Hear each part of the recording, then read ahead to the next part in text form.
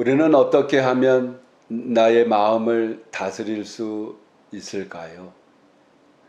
사람들은 성공하기 위해서 목표를 분명히 하라, 또 당신보다 더 많이 아는 사람들을 사귀라, 필요한 것을 위해 끈기 있게 도전하라, 전심전력으로 주어진 일을 다해라, 그리고 목표를 또 점검하고 점검해라.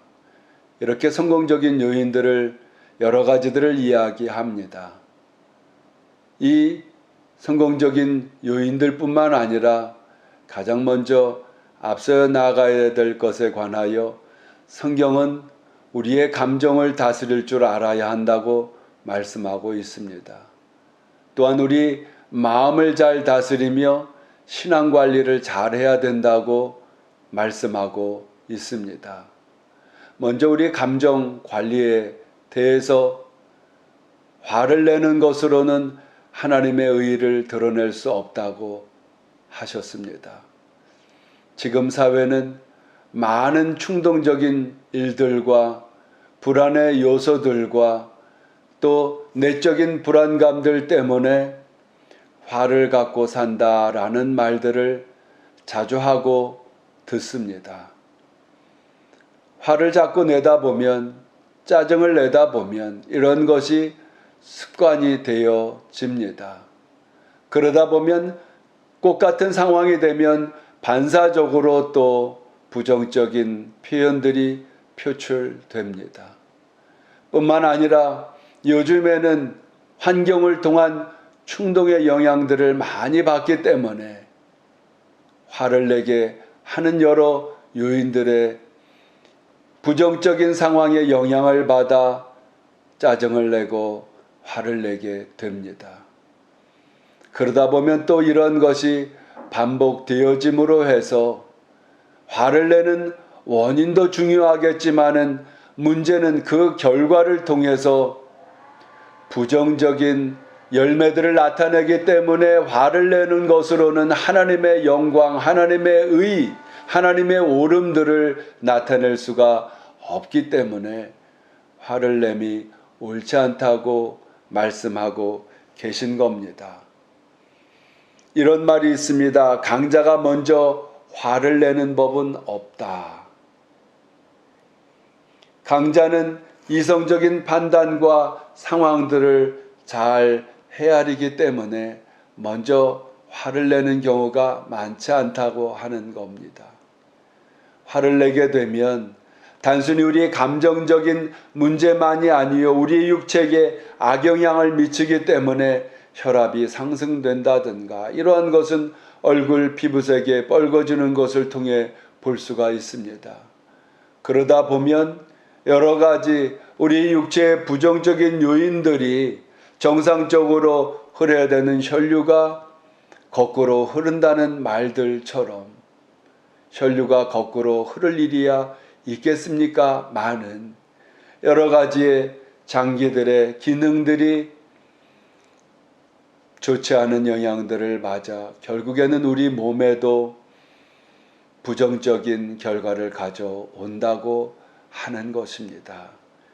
그래 우리가 감정을 잘 다스리기 위해 옳지 못한 행동, 옳지 못한 목표, 또한 옳지 못한 생각이나 신앙의 이 방향들을 바로 잡아야 합니다. 또한 우리의 마음 관리가 중요합니다. 어떤 50대 초반의 사람이 몸이 안 좋고 소화가 잘 안 되고 그래서 병원을 찾았습니다. 간단한 진찰을 통해서 아무래도 위에 암세포가 있는 것 같습니다. 종합검진을 받아야 되겠습니다. 하는 그 한마디에 검진을 받아 결과가 나오기까지 이 사람은 암세포가 다 아파져 마치 이제는 아무것도 할 수 없는 이러한 그 상황들처럼 마음속에 각고되어 병원에 올 때에는 풀이 다 주고 의사를 만났습니다. 의사가 검진 결과를 이야기하면서 그저 스트레스가 많으신 것 같습니다 라고 하는 한마디로 암세포나 이러한 몸에 해치는 큰 영향이 없는 결과를 보고 나서는 뛸 듯이 기뻐서 뛰어나오듯 병원을 나와 집으로 돌아왔다고 하는 이야기가 있습니다. 무슨 말입니까?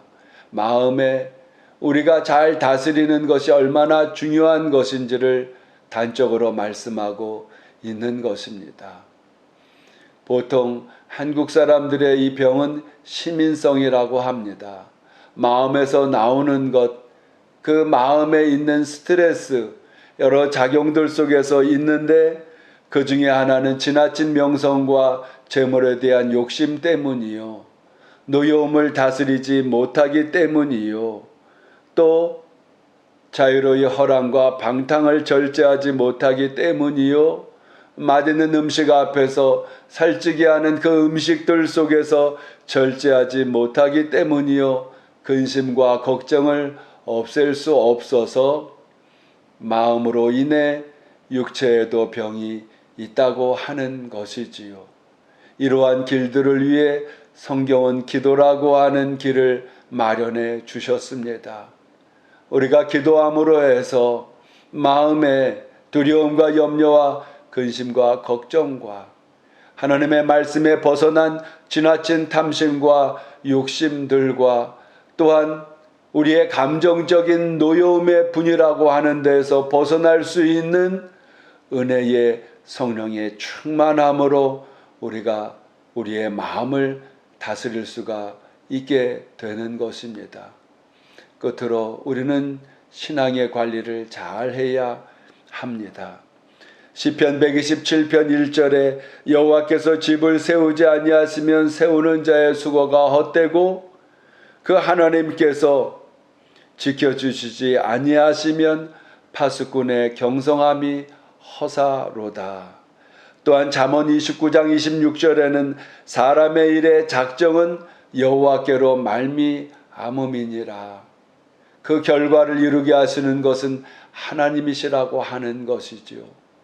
우리는 올여름을 통해서 폭우 속에서 어려움들을 겪어봅니다. 태풍 속에서 불안과 걱정과 또 피해로 인한 근심을 갖게 됩니다. 이러한 자연재해를 통해 뭘 생각하십니까? 사람의 힘, 사람의 능력이라고 하는 것은 자연의 앞에서도 극히 작은 것이요. 결국 우리는 하나님을 의지해야 한다고 하는 것입니다. 하나님의 사랑을 받고 예수 그리스도 십자가의 은혜를 통하여 구원의 영생에 이를 뿐만 아니라 그 은혜로 인해 기도할 때마다 응답 주시는 예수 그리스도의 은혜로 우리의 마음 중심을 굳건하게 하고 예수님을 의지할 뿐만 아니라 영의 양식인 하나님의 생명의 말씀을 통해서 기도함으로 우리에게 주어진 일들을 능히 감당할 수 있도록 해야 합니다. 아무리 높은 빌딩을 세운다고 할지라도 그 기초가 부실하면 다 헛된 것인 것처럼 우리의 삶에 여러 가지를 잘 이룬다 하여도 우리의 영적인 신앙 관리에 무관심하면 아무것도 의미가 없는 것입니다. 신앙이라고 하는 것은 생명체와 같습니다. 잘 관리를 하면 활성화되어서 힘차게 우리의 삶에 영향력들을 미치지만은 신앙의 무관심, 관리하지 않는 결과는 결국에는 쇠퇴되어지고 마는 것입니다.